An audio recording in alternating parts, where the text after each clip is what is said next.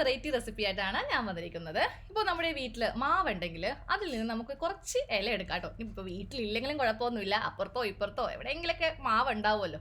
അപ്പോൾ നമുക്ക് ഒരു 5-6 ഇല ഇങ്ങോട്ട് എടുക്കാം. ഇപ്പോൾ മാവ് പൂക്കുന്ന സമയമാണ്, അപ്പോൾ നമുക്ക് വേണമെങ്കിൽ ഇതിൽ നിന്ന് തളിരിലയില്ലേ അതാണെങ്കിൽ എടുക്കാം. ഇനി അതും അല്ലെങ്കിൽ സാധാരണ ഇലയാണെങ്കിലും മതി. അപ്പോൾ ഞാൻ മാവിൽ നിന്ന് കുറച്ച് ഇല വന്ന് പറിച്ചെടുക്കുവാണ് കേട്ടോ. ഇത് മൂവാണ്ടൻ മാവാണ്. അപ്പോൾ ഇലയെല്ലാം ഒന്ന് കഴുകി എടുത്തിട്ടുണ്ട്. ഇനി നമുക്കൊരു മിക്സിയുടെ ജാറിലേക്ക് ഈ ഇല ഒന്ന് കീറിയിട്ട് ഇട്ട് കൊടുക്കാം. വെള്ളമൊന്നും ഒഴിക്കേണ്ട ആവശ്യമില്ല, ഇല മാത്രം മതി. എന്നിട്ട് ഒറ്റ കറക്ക്.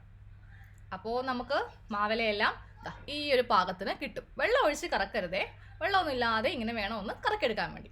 ഇനി വേണം നമുക്കിതിലേക്ക് വെള്ളം ആഡ് ചെയ്യാൻ വേണ്ടിയിട്ട് ഒരു 1/2 ഗ്ലാസ് വെള്ളം ഒഴിച്ച് കൊടുക്കുക.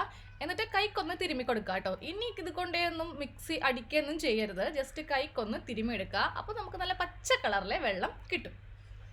അപ്പോൾ വെള്ളം നമ്മൾ അരിച്ചൊന്ന് എടുത്തിട്ടുണ്ട്. ഇനി നമുക്കിതിലേക്ക് ഒരു 4-5 ടേബിൾ സ്പൂൺ പഞ്ചസാര ചേർത്ത് കൊടുക്കാം. ഉപ്പാണെങ്കിലും മതി, കുഴപ്പമൊന്നുമില്ല. പഞ്ചസാര ഇഷ്ടമില്ലാത്ത ആൾക്കാർക്ക് ഉപ്പെടുക്കാം. എന്നിട്ട് 2 ഗ്ലാസ്സിന് റെഡിയാക്കി വെച്ചിട്ടുണ്ട്. അതിലേക്ക് കുറച്ച് നാരങ്ങ നീര് ഒഴിച്ചു കൊടുക്കാം. ഭംഗിക്ക് ഒരു കഷ്ണം നാരങ്ങ ഇട്ടാലും കുഴപ്പമൊന്നുമില്ല കേട്ടോ.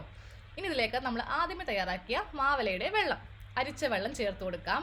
ഇനി ഇതിലേക്ക് അവസാനമായിട്ട് നല്ല തണുത്ത സോഡയോ ഇല്ലെങ്കിൽ നല്ല തണുത്ത വെള്ളമോ ചേർത്ത് കൊടുക്കാം കേട്ടോ. ആഹാ, പതഞ്ഞു പൊങ്ങി ഇങ്ങനെ വരുന്ന കണ്ടില്ലേ. ഇപ്പോൾ എന്ത് ചൂടാണല്ലേ, നമുക്ക് ചൂടിന് നല്ല ഒരു ആശ്വാസമാണ് ഈ തണുത്ത പച്ച കളറിലുള്ള നാരങ്ങ വെള്ളം.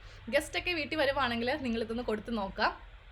സാധാരണയായിട്ട് നമ്മൾ ഈ കളർ കിട്ടാൻ വേണ്ടിയിട്ട് പുതിനയിലേക്ക് ചേർക്കാറുണ്ട്. പക്ഷേ ആ ഒരു ഫ്ലേവർ ഉപ്പായിട്ട് കുഴപ്പമില്ല, പക്ഷേ മധുരം വരുമ്പോൾ അതിന് ഒരു പ്രത്യേക ടേസ്റ്റ് ആയിരിക്കും. പക്ഷേ മാവിലയാകുമ്പോൾ ഒരു കുഴപ്പവും ഇല്ല, നല്ല കളറും കിട്ടും.